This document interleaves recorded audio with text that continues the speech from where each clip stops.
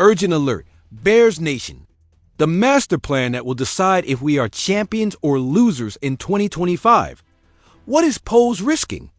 A nuclear trade in the draft, giving up future picks for the Titan that will protect our hope. But will it be enough to stop the monsters of the NFC? And attention! The coach unleashed fire with a double tay that not even NFL rules can stop. Really spending a first round on someone who isn't a priority? You'll see why. And here's the silver bullet, a hidden receiver that not even your most fanatic friends know about. The slot that will make Green Bay tremble?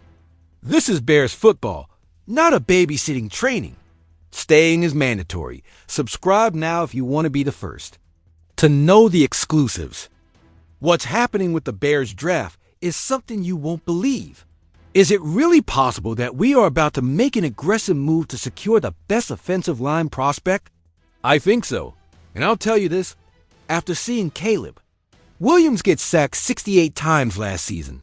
This administration is doing everything possible to correct that mistake. Ryan Poles has 4 picks within the top 75 of the draft. That's serious ammunition. And according to reports, the Bears are considering sending their 10th pick along with a 3rd rounder in 2025 and a 6th rounder in 2026 to the Raiders to move up to the 6th spot and select Will Campbell. Is that too high a price? I ask you, how much is it worth to protect your franchise's most valuable investment? Campbell is considered the best offensive line prospect in this draft. He started as a freshman at LSU and received the Jacobs blocking trophy, as well as being named the consensus All-American. The only concern is his short arms, which could force him to play as a guard instead of a tackle. But still, wouldn't the move be worth it? The Bears have already done an impressive job rebuilding their offensive line. They brought in Thuney, a 4-time Super Bowl champion and 2-time All-Pro. They hired Jackson, who was a Pro Bowler under Johnson in Detroit. And they signed Dalman, possibly the best center in free agency. All this alongside Wright, who has been solid on the right side since we picked him with the 10th selection in 2023. The only question mark is Braxton Jones at left tackle. And although his ratings haven't been bad, injuries have limited him to only 23 games in the last 2 seasons. I think that's precisely why the Bears are seriously considering Campbell. They can't afford another year where Williams is constantly under pressure. But let's move on to another equally explosive piece of news. Our new coach has been speaking quite eloquently about Tyler Warren, the best tight end in the draft. And when I say eloquently, I mean he's practically drooling at the thought of having him in his offense. Johnson described Warren as the definition of a football player and recalled how Dennis Allen admitted it would be a nightmare to face a player like that. Not just for his blocking and tenacity, but also because he can line up in the backfield for wildcat formations. That's versatility at its finest. But drafting a tight end in the first round when we already have Cole Kmet? I ask you, why not? Johnson used more 2 tight end formations than any other team as the offensive coordinator for the Lions. He's exactly the kind of mind that can maximize the talent of both players. In fact, Johnson mentioned how the Lions drafted Jahmyr Gibbs with the 12th pick in 2023 because he was a game changer, a player who could instill fear in the opposing defense. He seems to view Warren the same way, a transformative player who could take this offense to the next level. And here's where it gets really interesting. Warren is not your traditional tight end. At 6'4" and 251 pounds, he has the perfect combination of size and athleticism. At Penn State, he showed a unique ability to create separation on routes, something rare for his position. His numbers might not look impressive at first glance. 62 receptions, 763 yards, and 6 touchdowns in his final year. But I tell you this, the college scheme severely limited his potential. Johnson detailed how he plans to use Warren. Imagine this guy lined up in the slot against slower linebackers or facing smaller safeties in 12 personnel formations. He's a walking mismatch, and I think this is exactly what our offense needs. A versatile weapon that can attack, The middle of the field where Caleb Williams is most effective. And what about his blocking skills? I ask you, have you seen how this guy moves people? Warren was rated the best blocker among all tight ends, eligible for the draft according to PFF. Johnson emphasized, we're not just looking for a big receiver. We're looking for a complete tight end who can dominate in the run game too. And Warren definitely fits that description. The most fascinating part is how Johnson plans to implement the double tight end attack. He explained, look at what we did in Detroit with Laporta and Wright. We created constant mismatches because defenses never knew if we were going to run or pass. With Kmet and Warren, we would take that to another level. The stats back up this vision. Last year, the Lions averaged 6.7 yards per play when using 12 personnel formations, the highest in the league got. And speaking of stats, let me give you some numbers that will make you rethink your stance on drafting a tight end in the first round.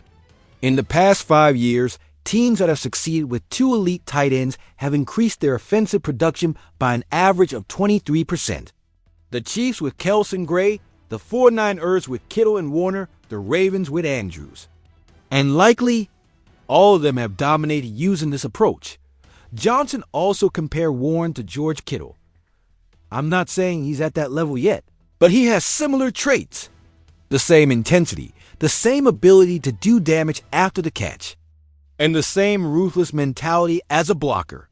And I tell you this, if Warren has even 80% of the impact that Kittle has had in San Francisco, he would be a steal of a pick.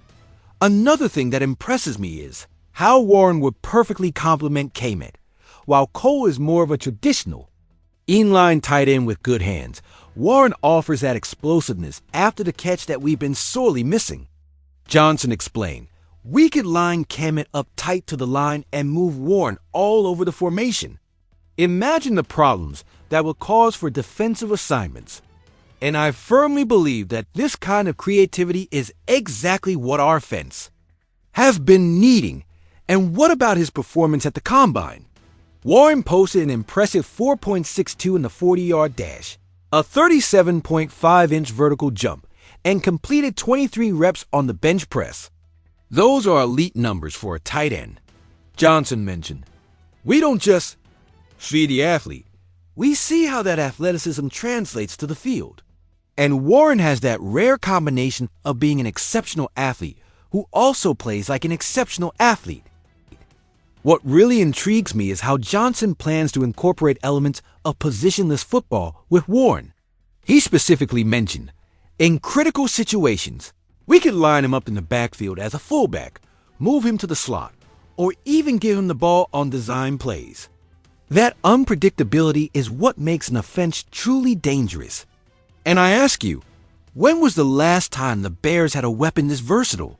Draft analysts are divided on whether Warren deserves a first-round pick, but Johnson was emphatic. When you see a player who can impact your offense in so many different ways, you don't worry about what the consensus says. You worry about how he fits into what you're building. And considering the offensive vision that Johnson has laid out, Warren seems to be a perfect piece of the puzzle.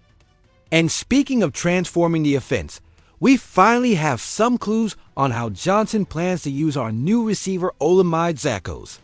This has been an addition that has flown somewhat under the radar compared to other signings, but it could have a significant impact. Johnson emphasized the importance of the slot receiver in his offense, saying, it doesn't matter if we make the slot the primary option or not, the ball tends to find its way there. And Zaccheaus is coming off his best season in Washington, where he amassed 506 yards and 3 touchdowns, with 368 yards and all 3 touchdowns coming precisely from the slot position dot. To put this in perspective, under Johnson's direction in Detroit, Amon-Ra St. Brown led all receivers with 1,071 yards and 9 touchdowns from the slot in 2024.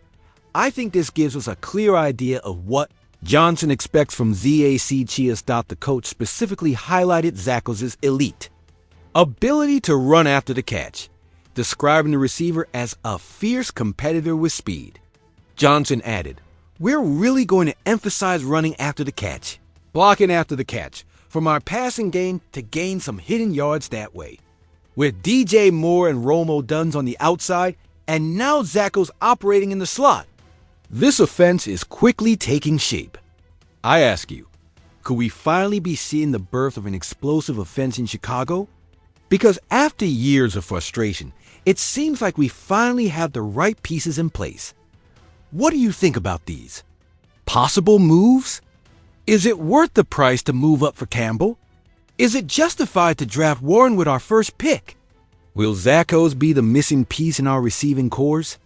There is no doubt that we are at a crucial moment for the franchise. The decisions made in the coming weeks could define the future of the Bears for years. With an innovative new coach and a general manager willing to be aggressive, we can finally have real hope. Can you imagine Will Campbell protecting Caleb Williams for the next 10 years? Or maybe you prefer to see Tyler Warren revolutionizing our offense with his multiple skills. Or do you think Olamide Zaccheaus will be that slot receiver we've been missing for so long? Let me know your opinion in the comments. The 2025 season is taking shape, and I need you to be part of this community of true Bears fans. If you value this kind of unfiltered analysis and want to stay up to date with every move our franchise makes, hit the subscribe button right now. We are a family that shares the same passion, and each of you makes this channel possible. See you in the next video with more exclusive news about our Chicago Bears. Bear down.